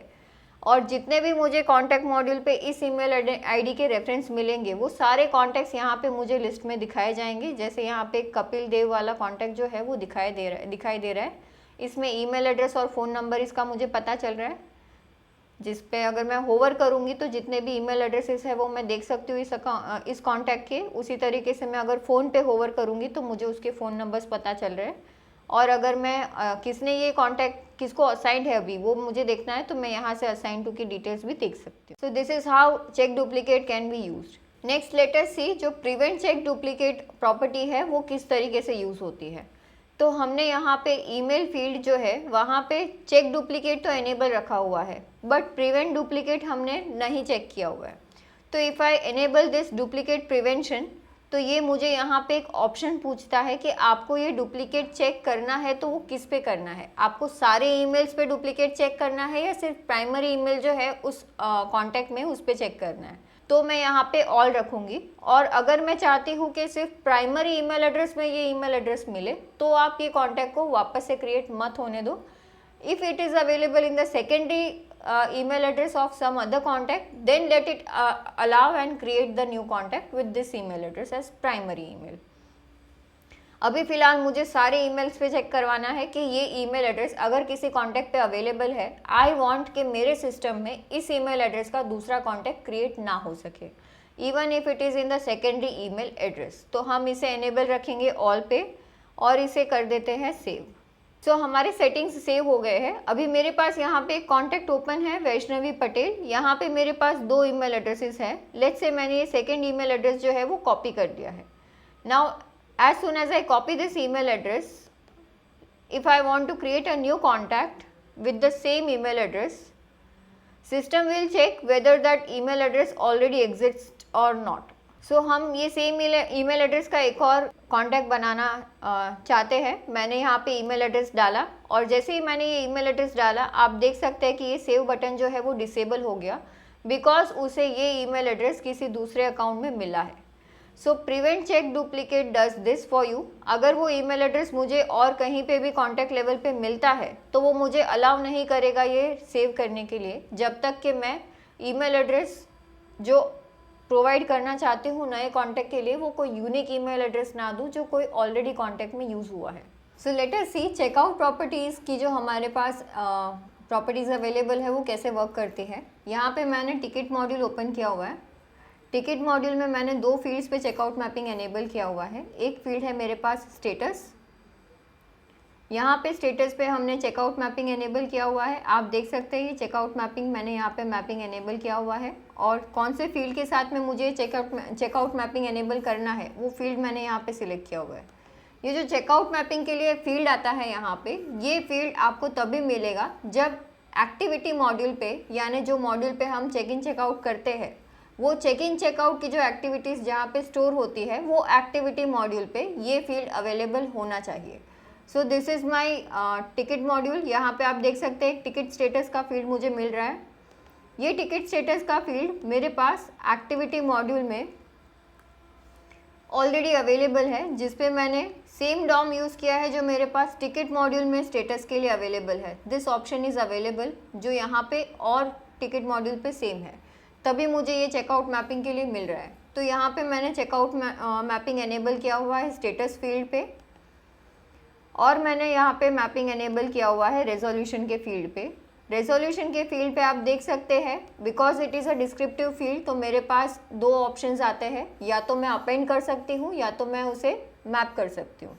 जब हम डिस्क्रिप्टिव फील्ड्स में चेकआउट के टाइम पे उसे अपेंड करवाते हैं, उसका मतलब ये होता है कि जो एग्जिस्टिंग मेरे पास रेजोल्यूशन अवेलेबल है, उस रेजोल्यूशन के साथ में मैंने अभी जब चेकआउट किया और जो रेजोल्यूशन मैंने वहाँ पे मेंशन किया है वो मुझे अपेंड करना है एग्जिस्टिंग रेजोल्यूशन के साथ। अगर हम इसे मैपिंग में रखते हैं तो इसका मतलब ये होता है कि मेरा एग्जिस्टिंग जो रेजोल्यूशन है, जो पहले किसी ने इनपुट दिया था, वो रेजोल्यूशन आप रिमूव कर दो, और मैं चेकआउट करते वक्त अभी जो रेजोल्यूशन प्रोवाइड कर रही हूँ आप उससे उसे ओवरराइड कर दो। तो मैपिंग मतलब वो ओवरराइड करेगा, और अपेंड करोगे तो वो एग्जिस्टिंग में अपेंड करेगा। साथ ही में आप जब डिस्क्रिप्टिव फील्ड्स के लिए मैप करते हैं, आपको चेकआउट का एक स्टेटस फील्ड मिलता है जहाँ पे आप एडिशनल कोई इन्फॉर्मेशन अगर चाहे तो मैप करवा सकते हैं। जैसे मुझे यहाँ पे सपोर्ट टिकट का जो स्टेटस है या फिर टिकट का जो सपोर्ट मोड है, मैं यहाँ पे साथ में कैप्चर करवा सकती हूँ। अभी मैंने सपोर्ट मोड लिया हुआ है, तो जब भी मेरा डिस्क्रिप्शन रिजोल्यूशन के लिए अपडेट होगा तो साथ में मेरा सपोर्ट मोड भी यहाँ पे अपडेट होगा। नाउ लेट अस सी ये पूरा सेटिंग हम मोबाइल एप्लीकेशन में लाइव कैसे देख सकते हैं। So I will go to my mobile application. So this is my login screen. यहाँ पे मैंने अपना डैशबोर्ड जो है वो ओपन किया हुआ है। मेरे पास यहाँ पे CRM में एक टिकट अवेलेबल है जिस पे मैंने ऑलरेडी चेक इन किया हुआ था। अब मैं उस टिकट पे चेकआउट कर रही हूँ। जैसे ही मैं चेकआउट करूँगी आपको यहाँ पे कुछ डिटेल्स ऑटोफिल मिल रहे हैं, मतलब जो मैंने अभी एक्टिविटी किया टिकट मॉड्यूल पे, जो मेरे पास एक टिकट अवेलेबल था उस पर, उस एक्टिविटी का नाम आ रहा है। उसके नीचे आप देख सकते हैं कि मेरे पास चेक इन का टाइम है कि मैंने कितने बजे चेक इन किया था। चेकआउट का टाइम आ रहा है जहाँ से मैं देख सकती हूँ कि मेरा चेकआउट कितने बजे का होगा। उसके नीचे एक ऑप्शन है स्टेटस का। Now this status is the status of your ticket. Because हमने टिकट का जो स्टेटस है वो मैपिंग के लिए एनेबल किया था चेकआउट के लिए, तो मुझे यहाँ पे ये फील्ड एनेबल मिल रहा है। मैंने यहाँ से टिकट का मेरा स्टेटस किया अपडेट। अब आप देख सकते हैं मैंने रेजोल्यूशन फील्ड भी एनेबल किया था, बट वो फील्ड यहाँ पे दिख नहीं रहा है। दैट इज़ बिकॉज हमने वो फील्ड रेजोल्यूशन के लिए मैपिंग में तो एनेबल कर दिया, बट मैंने उसे यहाँ पे चेक इन चेकआउट के फॉर्म पे रखना भूल गई।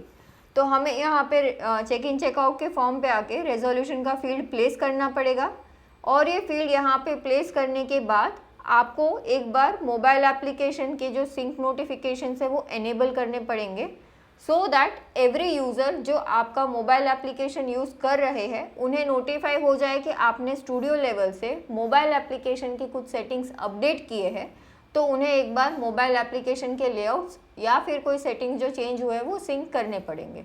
सो we will go ahead and click on this option called send sync notification. आप देख सकते हैं जैसे ही मैंने यहाँ पे सेंड सिंक नोटिफिकेशन पे क्लिक किया, मुझे एक नोटिफिकेशन आया मोबाइल पे, और मुझे पूछा जा रहा है कि मोबाइल के लेआउट्स आपको सिंक करने हैं। यहाँ पे मैं एनेबल करूँगी। जैसे ही मैं इसे एनेबल करूँगी, ये मोबाइल एप्लीकेशन की जो भी लेआउट्स चेंजेस हुए हैं वो पूरे सिंक करेगा। And by the time it is syncing, आप यहाँ पे एक चीज़ और कर सकते हैं, या तो जब ये सिंक कंप्लीट हो जाएगा तो आपको यहाँ पे नीचे मैसेज आ जाएगा that your sync is completed, और if you are in a hurry आप यहाँ से साइन आउट करके वापस से एक बार साइन इन भी कर सकते हैं। जैसे मैंने अभी यहाँ पे एप्लीकेशन कर दिया है sign out. I will again provide my credentials.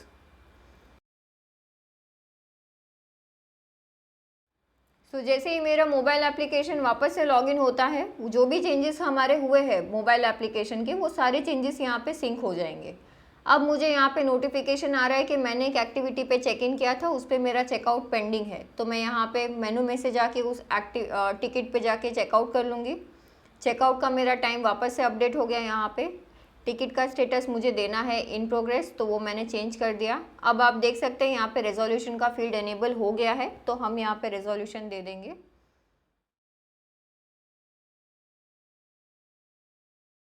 मैंने यहाँ पे रेजोल्यूशन दे दिया है। अब हम इस चेकआउट एक्टिविटी को कर लेंगे सेव। जैसे ही मेरा चेकआउट हो जाएगा, now if I will go to that specific ticket जिस पे मैंने ये चेकआउट अभी परफॉर्म किया है,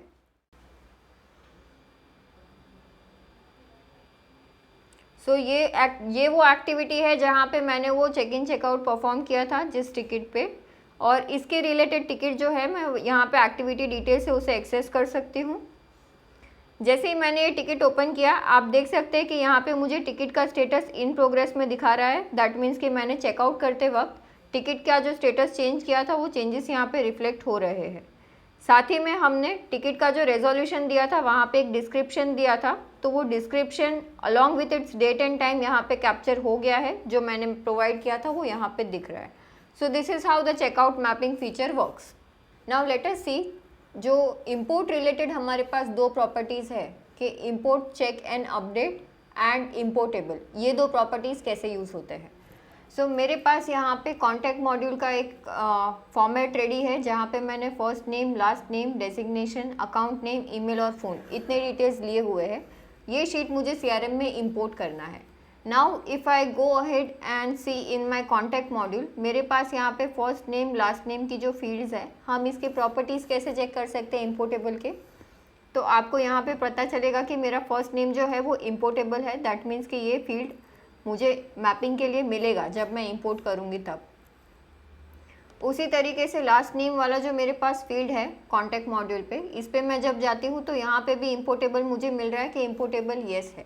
इसे हम अगर रिक्वायर्ड कर देते हैं and if I save this and if I don't provide last name for one of these records, तो ये जो रिकॉर्ड जिसमें मैं लास्ट नेम प्रोवाइड नहीं कर रही हूँ, ये रिकॉर्ड मेरा इंपोर्ट नहीं होगा, बिकॉज मैंने एक मैंडेटरी इनपुट जो है for last name which is required at the time of import वो प्रोवाइड नहीं किया है। उसी तरीके से यहाँ पे मेरे पास एक और कॉन्टैक्ट अवेलेबल है जो CRM पे ऑलरेडी अवेलेबल है। The name of that contact is Kapil Dev, और यहाँ पे वो डिटेल्स अवेलेबल है। जो फ़ोन और ईमेल है इस कॉन्टैक्ट का, that is the same as it is what is available in the CRM। So let us see कि ये ईमेल और फ़ोन फील्ड के लिए हम क्या चेक करवाना चाहते हैं और वो फील्ड हम एनेबल कैसे कर सकते हैं। ईमेल के साथ हम ये सेम सेटिंग फ़ोन पे भी एनेबल कर देते हैं, बिकॉज आई वांट कि फ़ोन और ईमेल का कॉम्बिनेशन अगर मेरे किसी कॉन्टैक्ट पे अवेलेबल है तो वो कॉन्टैक्ट वापस अपलोड नहीं होना चाहिए when I am importing a fresh file.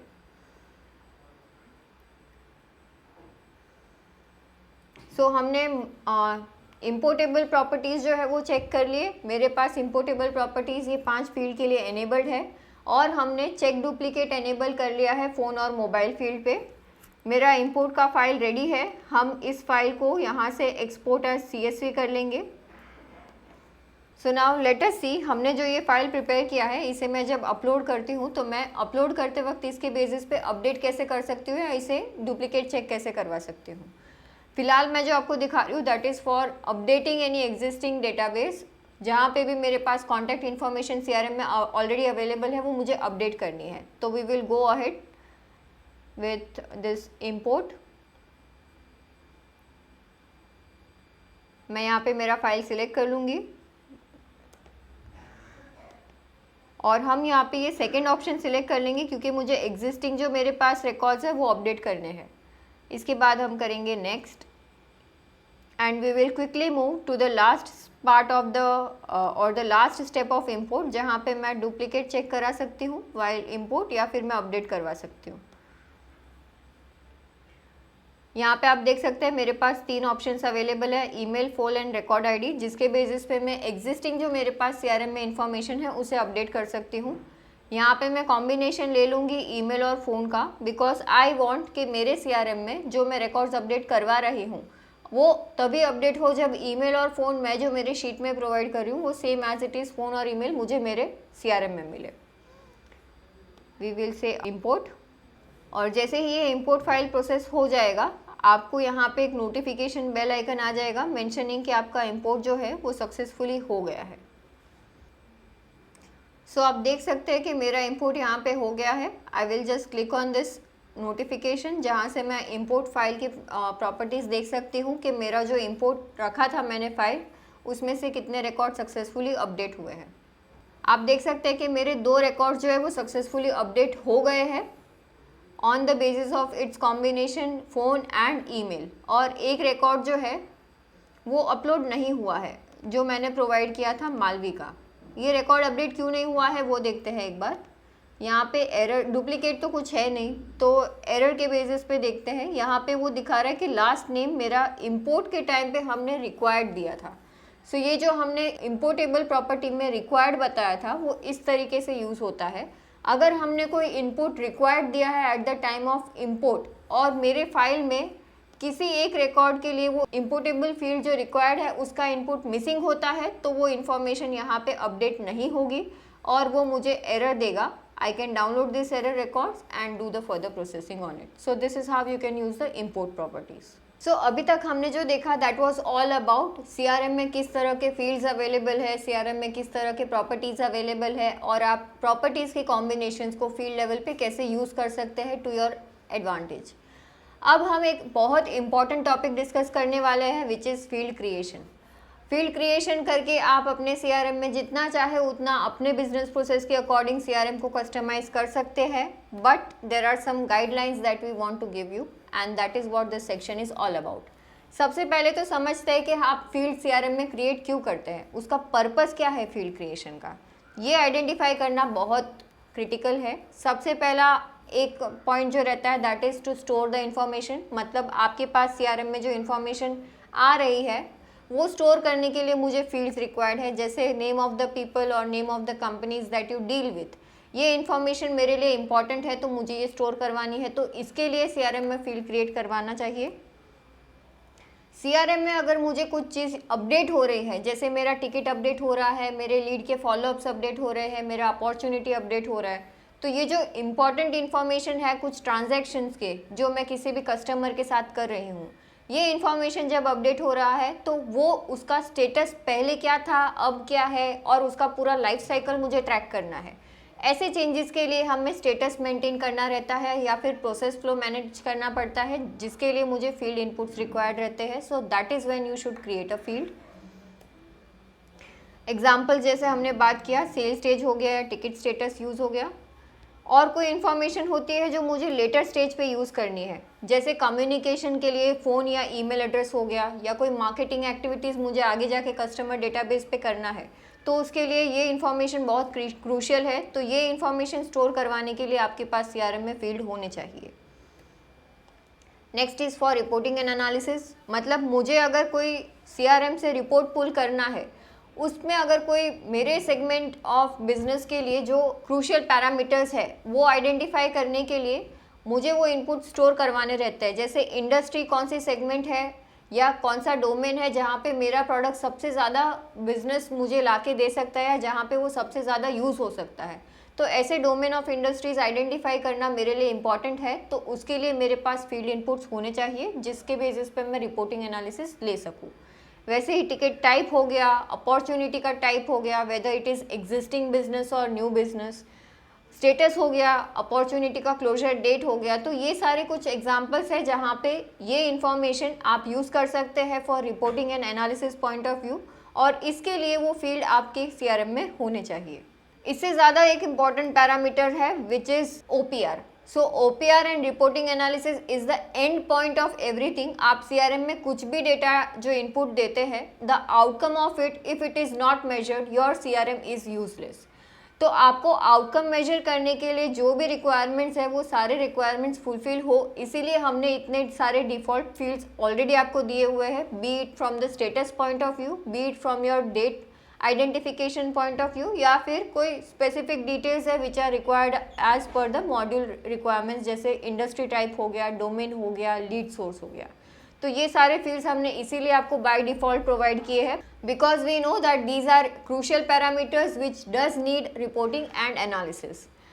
उसी तरीके से अगर आपके पास कुछ इनपुट्स आते हैं जो बहुत फ्रीक्वेंटली रिक्वायर्ड रहता है ट्रैक करना, तो वैसे केसेस के लिए भी आपके पास इनपुट फील्ड्स होने चाहिए। जैसे आपकी फॉलोअप डेट है, तो मैं जितनी भी बार किसी लीड के लिए, अपॉर्चुनिटी के लिए मेरे कस्टमर्स को कनेक्ट करती हूँ, उतनी बार मुझे ये स्टोर करवाना है कि मेरा नेक्स्ट मीटिंग उनके साथ कब होने वाला है। So this information is crucial to me, और ये बार बार मेरे पास आएगा किसी भी एक लीड पे या अपॉर्चुनिटी पे या फिर टिकट पे। तो ऐसे पैरामीटर्स को सेव करवाने के लिए भी आपके पास फील्ड्स होने चाहिए। So these are some of the reasons why you should have a field that is to be created in CRM।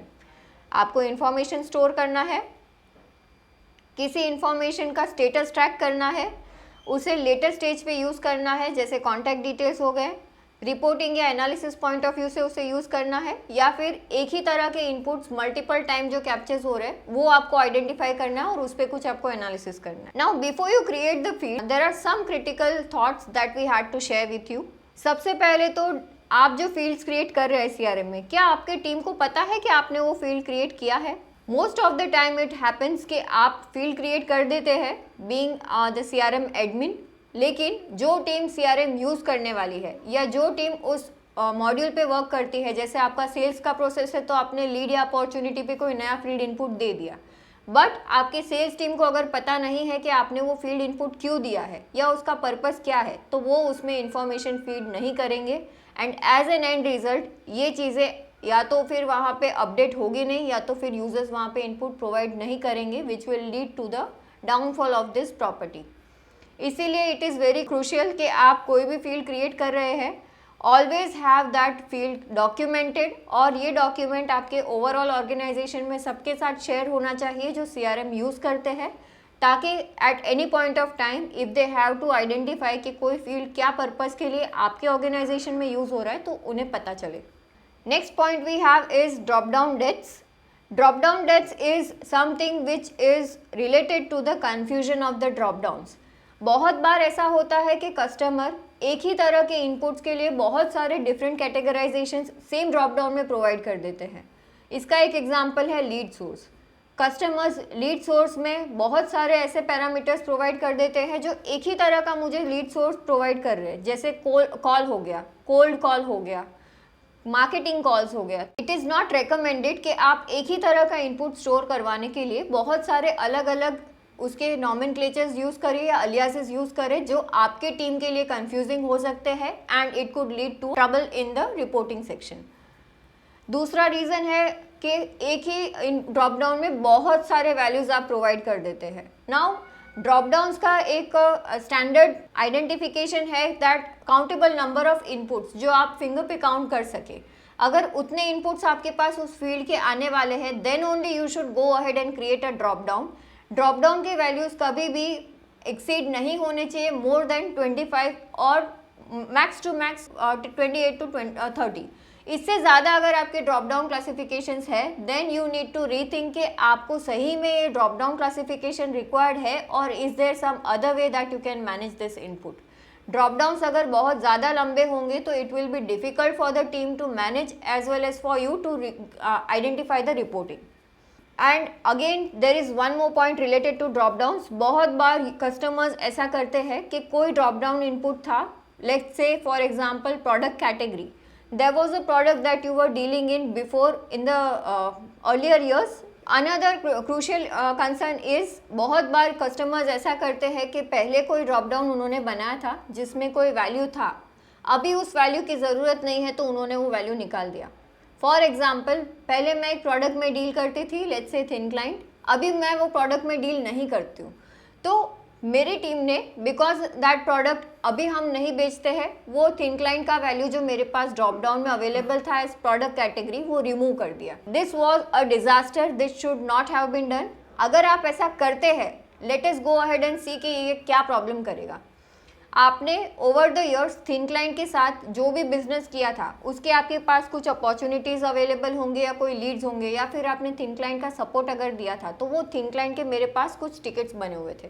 Now when my team remove that value from the drop down, ये product category मैंने जहाँ जहाँ पे use किया था, B it on the lead, opportunity या ticket, जो thin client मैंने मेंशन किया था एज द प्रोडक्ट कैटेगरी, वो वहाँ से रिमूव हो गया।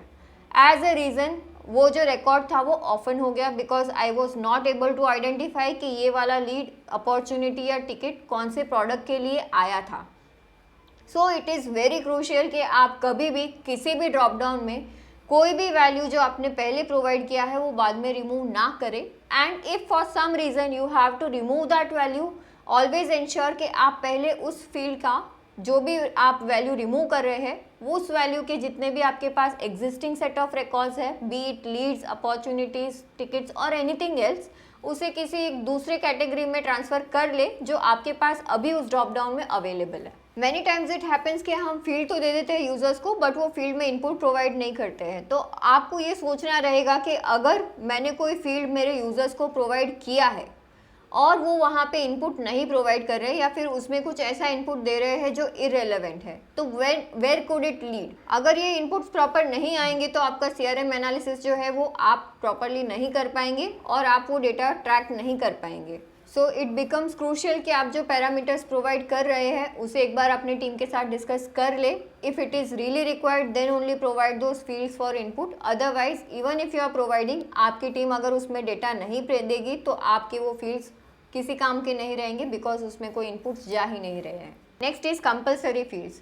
Now many a times customer think कि मेरे यूजर्स डेटाबेस नहीं अपडेट कर रहे हैं, KYC नहीं मेंटेन कर रहे हैं, तो मैं सारे फील्ड्स मैंडेटरी करवा देता हूँ। इस तरीके से मेरी टीम KYC मैनेज करना शुरू कर देगी। ये जब करवाते हैं तब तो लॉजिकल लगता है, लेकिन after certain days when you analyse your data you will get to know कि आपके टीम ने आपने जो भी मॉड्यूल पे मैक्सिमम रिक्वायर्ड फील्ड्स रखे होंगे ना, वो फील्ड में धीरे धीरे इनपुट्स देना बंद कर देंगे। जैसे KYC का मैंने एग्जांपल दिया, समझिए आपकी सेल्स टीम दिन में 25 लोगों से बात करती है और 3 लोगों की टीम है, तो 3 लोग अगर 25 जन से बात करते हैं और उसमें से आपके न्यू प्रॉस्पेक्ट्स जो इंटरेस्ट दिखाते हैं वैसे रोज़ आपके पास 10 आते हैं, तो ये 10 कॉन्टैक्ट इन्फॉर्मेशन जो है वो आपके CRM में अपलोड होनी चाहिए थी।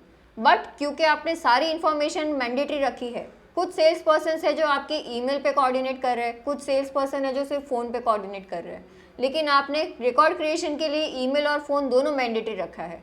तो जब तक उनके पास ये दोनों इन्फॉर्मेशन नहीं रहेगी तब तक वो इन्फॉर्मेशन आपके CRM में नहीं आएगी। तो अब सोचिए कि जब तक वो इन्फॉर्मेशन CRM में नहीं है, आपके सेल्स पर्सन उसे कहाँ मैनेज कर रहे हैं। If it is being managed in their WhatsApp, in their phone books और in the Excel, this data I can guarantee you will never come back to the CRM. That is why it is recommended that you should have only minimum number of required inputs wherever it is required. Otherwise, always trust your team कि वो जब भी उनके पास inputs available रहेंगे वो यहाँ पे add कर देंगे, and you do not have to provide each and every field as mandatory.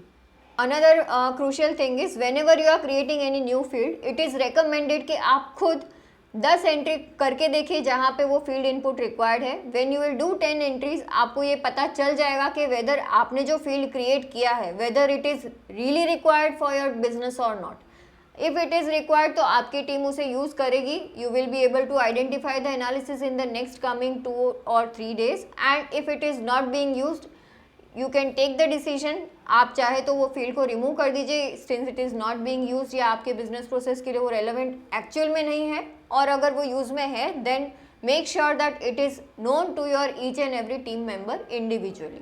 दूसरा, आपको ये भी चेक करना है कि जब आप एंट्री करेंगे तो आपने जो फील्ड इनपुट्स वहाँ पे प्रोवाइड किए हैं, तो फील्ड नेम जो मेंशन किया है या जिस तरीके से वो फील्ड बिहेव कर रहा है वो आपके टीम को डायरेक्टली कम्युनिकेट हो रहा है कि नहीं हो रहा है, या फिर उन्हें बार बार किसी ना किसी को पूछना पड़ रहा है कि ये फील्ड यूज़ कैसे होता है। So that is also something you need to take care before you create a field. And similarly whenever you are creating a field, always try to see the reporting analysis के उस field पे आप जब reports पुल करते हैं तो वो reports कैसे दिख रहे हैं। अगर वो रिपोर्ट्स आपको चाहिए वैसे नहीं आ रहे हैं, that means there is something that needs to be changed in that field type. आपको पहले वो चेंजेस कर लेने चाहिए, then you should make that field available to all your members in the team. Next हम डिस्कस करते हैं a very important field type. वैसे तो हमने सारे फील्ड्स काफ़ी डिटेल में डिस्कस किए हैं, but there is one field type जिस पे हम कुछ ज़्यादा एम्फोसाइज करना चाहते हैं, because that is really crucial from the CRM point of view, and that field type is select, or you can also call it as a drop down. Now drop downs can be really tricky because आप जब drop down create करते हैं तब आपको पता नहीं होता है कि ये जो इनपुट है उसके लिए ड्रॉप डाउन फील्ड रिक्वायर्ड है या नॉर्मल फील्ड इनपुट रिक्वायर्ड है। सो यहाँ पे we have a suggestion, whenever you are creating a drop down always keep in mind कि आप ड्रॉप डाउन कब क्रिएट करेंगे। पहला, आपके पास अगर जो इनपुट्स आ रहे हैं वो बहुत ज़्यादा फ्रीक्वेंट है and it is almost the same, आप अगर उसे कैटेगराइज कर सकते हैं then it should be created as a drop down so that you can reduce the redundancy of your inputs. Second, जैसे मैंने आपको थोड़ी देर पहले भी बताया, if you can count your values जो इनपुट्स आने वाले हैं, if it is countable on your fingers then only you should create it as a drop down. Third, if you want to avoid manual errors for such kind of inputs, so at that time you can create a drop down. And fourth, when you think that इस specific parameter पे मेरे लिए OPR या फिर reporting analysis निकालना बहुत ज़्यादा crucial है, at that time you can create a drop down.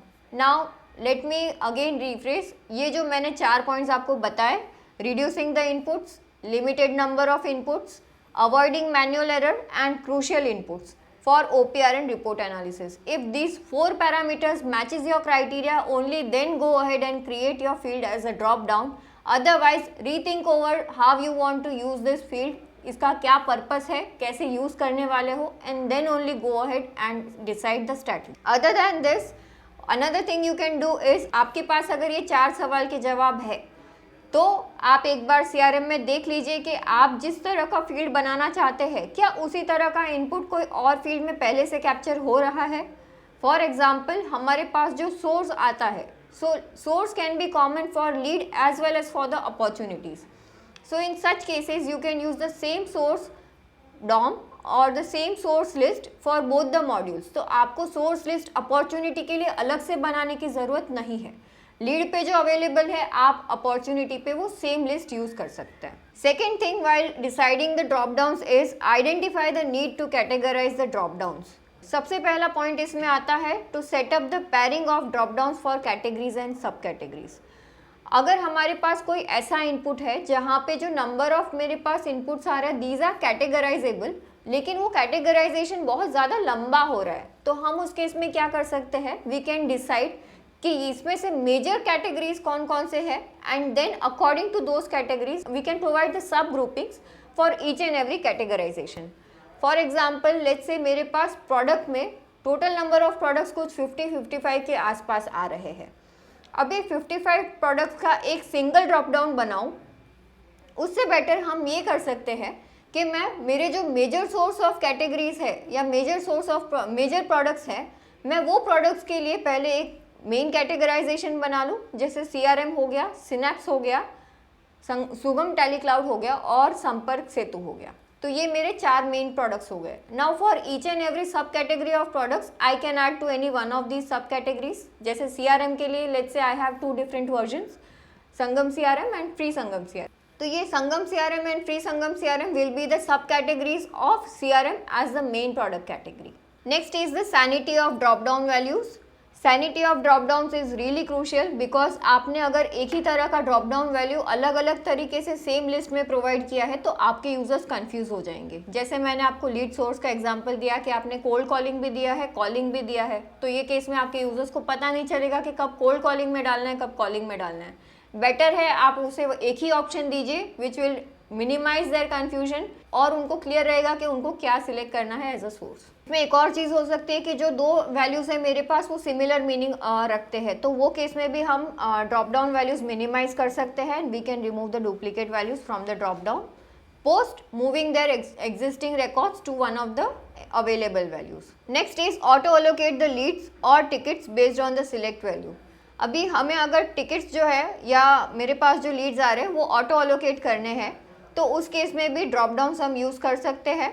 जैसे मेरे पास अगर वेबसाइट से जो लीड्स आते हैं वो लीड्स मुझे मेरे मार्केटिंग टीम को असाइन करने हैं, तो मेरे पास अगर ये classification as a drop down available रहेगा, then I can use it in the workflows, जहाँ पे मैं मेरे वर्कफ्लो में ऐसे कंडीशन सेट कर सकती हूँ कि मेरे पास लीड सोर्स अगर वेबसाइट आता है तो आप ये लीड को सो एंड सो पर्सन को असाइन कर दीजिए। Next is you can also do the same process for product specific tickets, कि कोई स्पेसिफिक प्रोडक्ट के टिकट्स आते हैं तो वो प्रोडक्ट ओनर्स को अलोकेट होने चाहिए। ड्रॉप डाउन्स के लिए ऑर्फन रिकॉर्ड्स अवॉइड करने हैं हमें, तो जैसे मैंने बताया आप कोई भी ड्रॉप डाउन डिलीट कर रहे हैं तो डायरेक्टली डिलीट मत करिए, पहले उसका डेटा ट्रांसफ़र कर लीजिए जो एग्जिस्टिंग ड्रॉप डाउन वैल्यूज़ है जहाँ पे भी वो मैप हो सकते हैं वहाँ पे, and then remove. And similarly verify each and every record that has been transferred, अगर कोई रिकॉर्ड रह तो नहीं गया ये पहले कंफर्म कर लीजिए, वेरीफाई कर लीजिए, उसके बाद डिलीट करिए। So this was all about what are the different types of fields, क्या प्रॉपर्टीज अवेलेबल है, क्या आपको प्रिकॉशंस लेने हैं। But along with this there is one more thing that I want to share with you. आप जब studio use करते हैं तो आपको कुछ प्रिकॉशंस लेना बहुत मैंडेटरी हो जाता है, एंड वी रिकमेंड कि आप स्टूडियो को कभी भी ओवरडू ना करें। Most of the times customers gate engaged in the technical stuff so much कि वो अपने बिजनेस प्रोसेस पे फोकस करना भूल जाते हैं। प्लीज़ मेक श्योर कि स्टूडियो जो है that is only to make your life easier, so that you get the maximum out of the minimum inputs। लेकिन जितना हो सके उतना अवॉइड करें कोई भी CRM में चेंजेस करने के लिए, because we have tried to provide you the standardize CRM which is used by a lot of business setups. जहाँ पे रिक्वायर्ड रहता है वहीं पे चेंजेस करें, do not overdo it. Studio को काफ़ी केयर से हैंडल करना पड़ेगा आपको, so you will always have to decide कि आप स्टूडियो की जो प्रॉपर्टीज़ है वो रिस्पॉन्सिबिलिटी किसे देना चाहते हैं। इट इज़ रिकमेंडेड दैट एक ऑर्गेनाइजेशन में एडमिन सेक्शन या फिर जो भी बैक एंड एक्टिविटीज़ है वो मैनेज करने के लिए आप जनरली एक से ज़्यादा यूज़र को मत दीजिए, because in studio we do not keep any kind of tracks. जो भी चेंजेस होते हैं उनके लॉग्स मैनेज नहीं होते हैं, so if one person is changing something it may affect your entire business cycle, और आपके CRM में कुछ क्रूशियल चेंजेस भी हो सकते हैं which could lead to a disaster, so avoid this. Next is how often you should make changes in the studio. तो जैसे मैंने बताया studio is here to help you, आप अपने जो भी बिजनेस प्रोसेस के चेंजेस है वो अपने एंड पे खुद कर पाए, इसीलिए हमने स्टूडियो आपको दिया हुआ है, ना कि इसलिए कि आप जितने हो सके उतने कस्टम फील्ड्स ऐड करके अपने टीम का कन्फ्यूजन और बढ़ा दे ड्यूरिंग देयर एंट्रीज। तो जितना हो सके उतने कम चेंजेस करें स्टूडियो में, and whenever you are doing any changes always discuss with your team. Don't overdo it. This point we have already covered why you should not do it. It is to help your business process and not to complicate the system. So this was it about studio fields and properties. I hope ये section आपको अच्छा लगा. Please drop down your comments और आपका feedback हमें बताइएगा इस video के related in the comment section below. Thank you so much.